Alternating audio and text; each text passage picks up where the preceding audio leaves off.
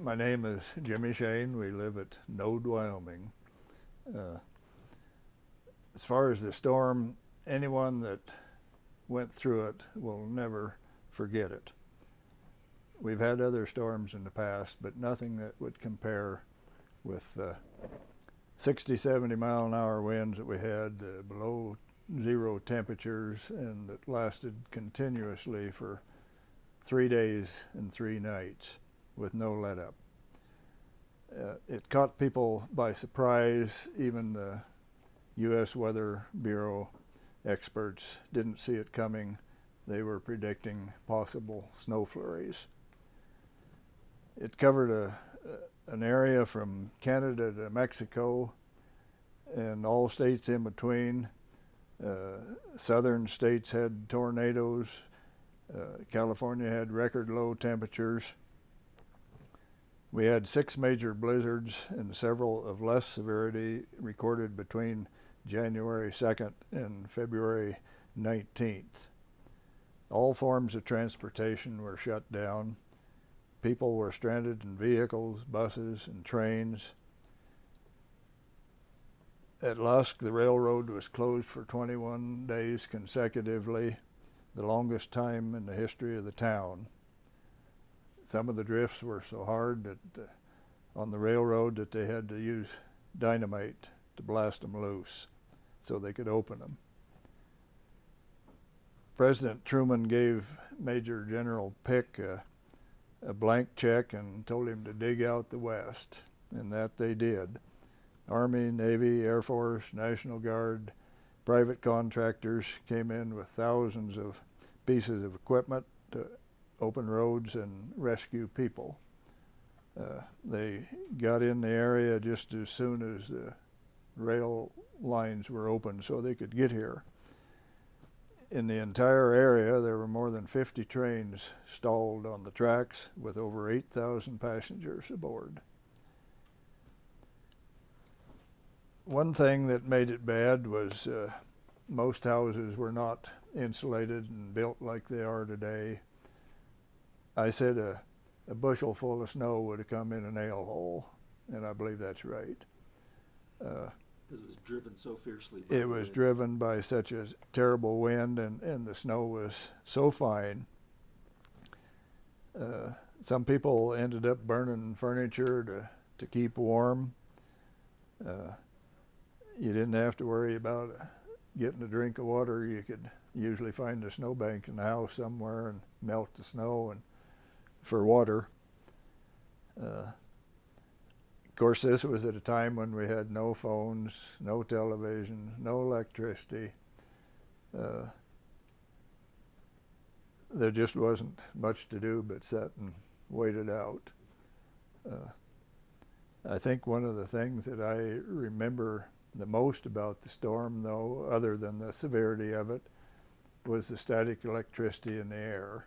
I'd never seen anything like it before or since. We had 6 guns and rifles hanging on our living room wall. They were all pointed the same direction. They were not pointed together. But there was a steady stream of sparks come out of those gun barrels for 3 days and 3 nights. We tried to play cards, but the cards would stick to the table to where you just had to literally get a hold of them and drag them off. You couldn't just pick them up. Anything that was metal would just snap like a hot shot when you touched it.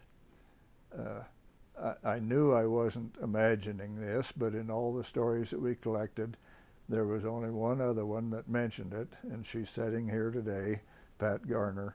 She mentioned it in her story.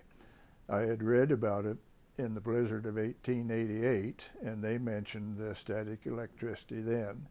But I thought it was kind of odd that I remembered it so well, and nobody else hardly had mentioned it. So it was probably a combination of the cold and the dryness that created it, huh? I think it was, and the velocity of the wind. And just the fineness of the snow. That's all I would know. So sparks were literally shooting out of the Oh inside. yes, they were just straight out, continuous for 3 days and 3 nights. We were afraid to put them in the closet for fear to start a fire. Oh, that's amazing.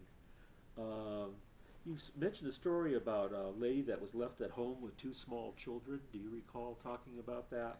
And her husband tried to take some of the family back home. Yes, I Why do. don't you talk about that story? Well, this lady lived south of Van Tassel, actually. She wasn't really a country woman to start with. She married into it. But yes, she was left at home with her two small children while her husband tried to take some of the relatives back home north of Harrison, and he never made it back. I mean, he survived, but he was a week or more getting back home. But she told a story about, of course, everybody closed off all the rooms in their houses they could and still keep heat in what they could. And she closed off her bedroom, and she said it got down to 27 below in that bedroom. And I'm sure it did. If it was 27 below outside, it was probably 27 below inside with the room shut off, because houses had no insulation in those days, and windows were poor, and, you know, just nothing like we have today. Yeah, yeah. And so the house your folks had, the house that you were living in, was kind of the same way? It was the same way. Actually, it was built out of two homestead shacks back in the early 1900s, and no insulation whatsoever. It was quite drafty. I don't remember any snow coming in, though.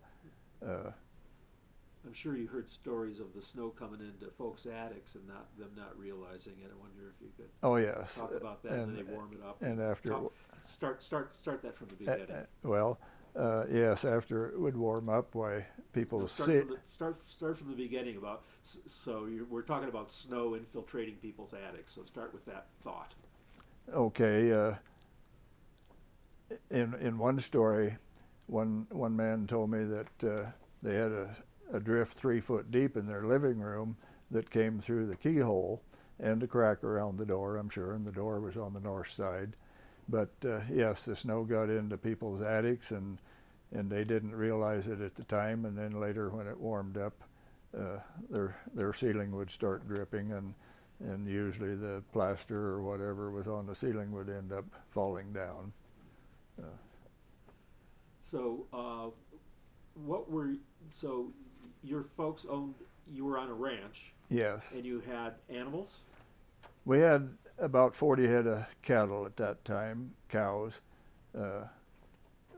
They had a couple hundred head of sheep before that, but they sold them that fall, and it's a good thing they did, or they would have probably lost them all. My dad and I, we did manage to get our cattle in the corrals in front of the barns, and my dad and I went out every morning. We would hold hands so that we wouldn't get separated, because the visibility was so poor you couldn't see your hand in front of your face hardly. And we would have to stop on the way out and break the ice off of our eyelashes so we could see. We had some little square bales right handy to where we could either throw them to the cattle by hand or drag them with the saddle horse. And we did get them fed every day. We would have to go around and break the ice off of their chin and their faces so they could see and eat. I said we held on to hands every time we went out so we wouldn't get separated, but one day for some reason or another we didn't have a hold of each other, and about halfway to the house we sensed that maybe the other one wasn't right there, and we hollered, and one of us was on one side of a windmill tower and the other one was just on the other side, and that's only about 6 feet apart, but you couldn't see each other. But we did get back together and made it to the house. That's just blinding snow. It was. No, unlike anything I'd ever seen before, and I hope I never see anything like it again. So did you have, throughout the storm, being a ranch kid, you must have had chores to do? Well, I say, we got out every day and hayed our cows, but that was about all you could do. And if they hadn't have been right there in the corral, we couldn't have done that. And you didn't lose any livestock then? No, we were fortunate and didn't lose any. What about some of the other folks in the area? Do you have? Some of the others took some real heavy losses. One man south of Van Tassel happened to be caught in town. His wife was in the hospital delivering a child, and he got stranded in town. And after the blizzard let up, he walked from Lusk to his place south of Van Tassel, which was probably close to 25 miles. And he had about 100 head of yearlings, and when he got home, he found them all dead. And another ranch around Van Tassel lost about 150 head that drifted out on the ice on the river and froze to death. There was some bad losses. Yeah. I understand a lot of cattle just suffocated too. They did, and now I never saw this, but I've seen stories and also pictures of cattle standing up, literally frozen to death. Tough. And there were some really serious sheep losses too, I take it. Yes, and my wife has a story Right, about we'll get to that. sheep losses, one story. Right. Let's see. Can we talk a little bit about, you were talking about the railroad shutting down and the trains being stranded. Were you involved at all in shoveling out trains? I know Jack talked about that, but were you involved with shoveling out trains at all? No, I wasn't. In the first place, the only way I could have gotten there would have been to walked.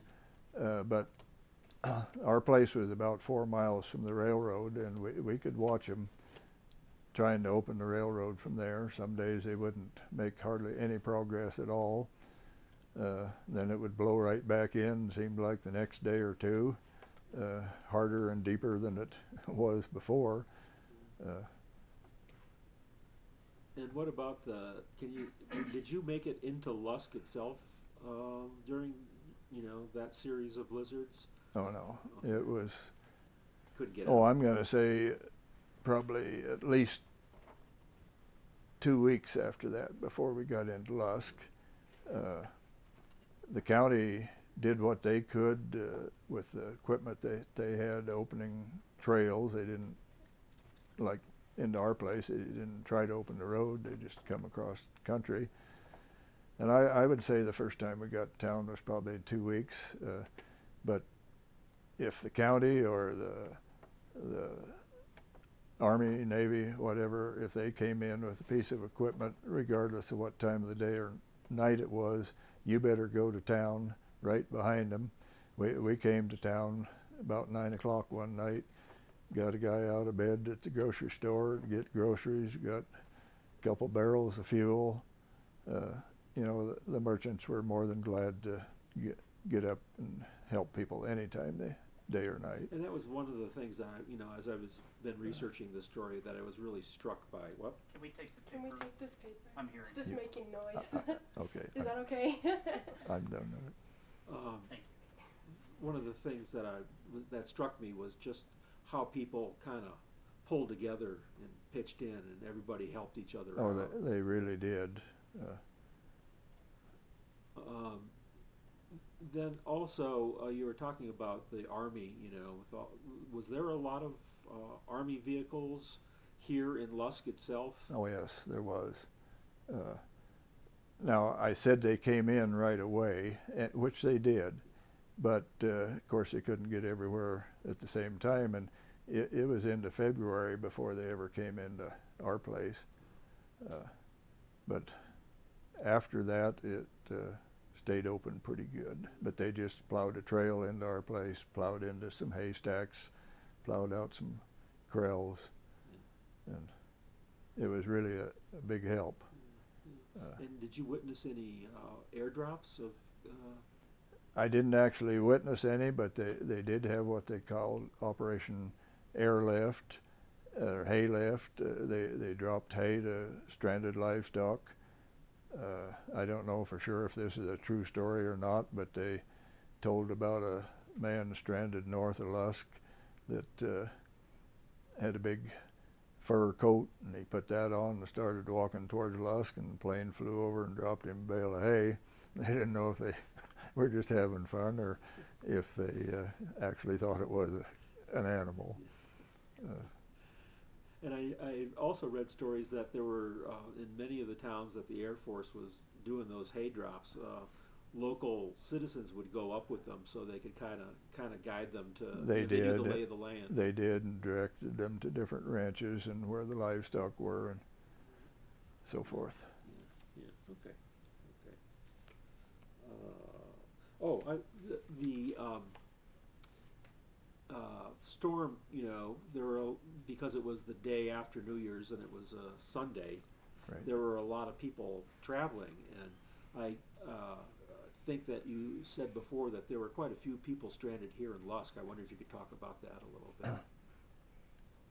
bit. It was a bad time for it to hit because, like you mentioned, people were gone on vacation or maybe just returning home, and we were some of those people. We had just gotten into Lusk the night before, and rather than to try to go home, we stayed overnight and fortunately got home the next morning, and then the storm hit that afternoon.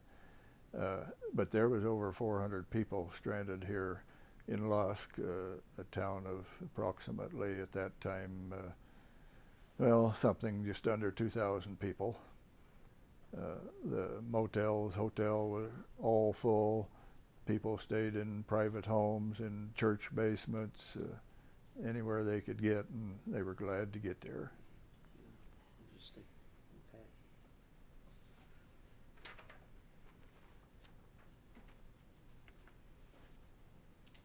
What? She wants you to ask a question about dairy farms. Dairy farms? Carmen was asking a question about dairy farms. There were several small dairies around Lusk, and one in particular out north of Lusk, probably 30 miles, 25, 30 miles. Those people were stranded in town and didn't get home for like a week, and of course their cows weren't milked in the meantime, and their bags swelled up so bad they actually ruptured. That's awful. It was awful. You told me, just a little humorous aside, about this guy named Hap Tolman. Oh. Why don't you repeat that story for me?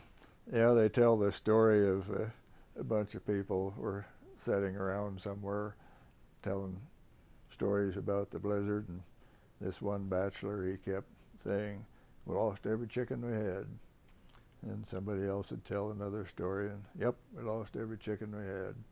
Finally, after about 3 or 4 times, somebody said, "Well, Hap, how many chickens did you have?" He said, "1."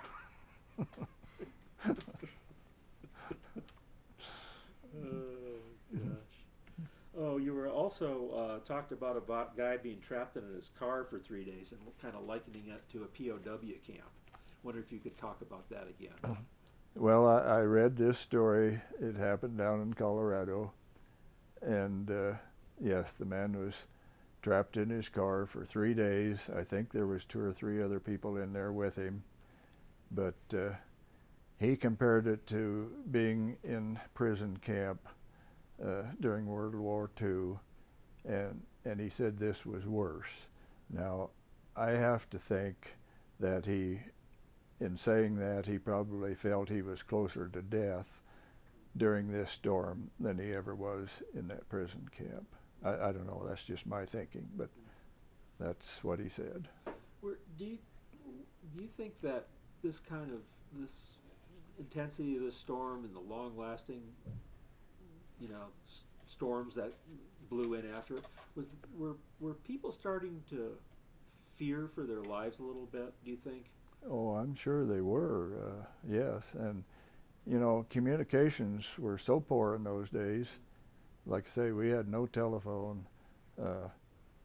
And I think I told you the story earlier when we talked about a family out around Lance Creek that the mother and the son and a daughter started for Newcastle, where the children were going to school, and their father had to go to Douglas on some business. Well, anyway, the mother and the son and the daughter, they started in Newcastle and couldn't go any farther, and they come along a car. They found a car stranded on the road, and the son got out and hammered on the roof and asked if anybody was in there, and a voice came out and said that there was. So he got them shoveled out, and I believe there was 6 of them, he said, rode in the front seat of that pickup back to Clareton. And I believe that was Clareton. I may be wrong on that. But anyway, they found a farmhouse. Well, they ended up walking about a quarter of a mile then and run onto this farmhouse. They weren't even sure it was the house until they found the door and found it was. There was 13 other people in there, and they were there during the duration of the storm. One man, they took turns sleeping on the beds and on the floor, and one morning one man got up and his pillow was froze to his face where the snow had drifted in and froze it to his face. But then their father, he had no idea where they were or if they were even alive or not. So he borrowed a horse and rode from Douglas clear on up past the Cheyenne River before he ever could get to a phone and find out that his wife and family were okay. As far as I know, as far as loss of life, the only one that I can remember hearing about was a truck driver east of Harrison that froze to death. Got stranded in his truck and probably ran out of gas. Right. Then I can tell another story about a local man that was working for the highway department here, and him and another fellow went out and were, even though they worked for the highway department, they were trying to open the Kirtley Road, and they had a snow blower on the front of a 6x6 rotary snowplow, and they got down that Kirtley Road a few miles and decided they better be heading back to town. Well, they got stuck before they got back to the highway, and they had to spend the night in that 6x6 with a makeshift plywood cab on it.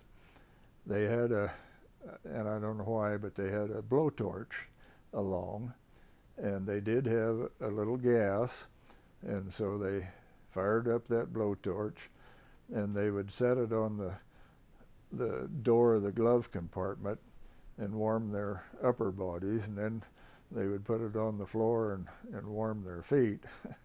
And they spent the night in that, and the next morning they walked over to the highway, and actually his father-in-law was a patrolman, and he was sitting there waiting for him and brought him into town. I remember seeing some of the pictures. We were talking about those Flint pictures earlier of that 49 Ford with the drifts. Oh, yes. How high do you suppose the drifts were in and around the Lusk area? Well, that same patrolman was standing on that 49 Ford car with his hands stretched up in the air. He was at least 6 foot tall himself, and those drifts were several times taller than he was. There was drifts 20 to 30 feet deep, really, on the highway and the railroad. Was there any official kind of record estimate of the amount of snow that fell on the level ever in this area? You know, I'm sure there was. I can't tell you, except I know it varied considerably. But I'm going to say there was at least 3 feet that fell and then drifted into these enormous drifts, and terribly hard drifts. Were the drifts shifting a lot with the winds? One day the wind would blow out of one direction, the next day it would blow out of a different direction. That's what made it so bad trying to open the highways and the railroads. They would just get a stretch open for a few miles, and then it would blow back in just as deeper, and harder than it was before. Yeah, somebody was telling me, I don't know, it was you, I can't remember if it was you or not, but they, when the snow blew back into plowed areas, it was even tougher to remove. So oftentimes It was. they just try to forge a new path. Well, on the roads, yes. On the railroads, of course, they couldn't do that, but they just had to literally try to open whatever was in front of them. Yeah. And sometimes they would get the snowplow derailed. Other times they'd get stuck and literally have to dig them out by hand. I've also read stories about plows hitting frozen animals. Yes, I'm sure that happened. Or buried cars, for that matter. Yes, that Yeah. could have happened. Yeah.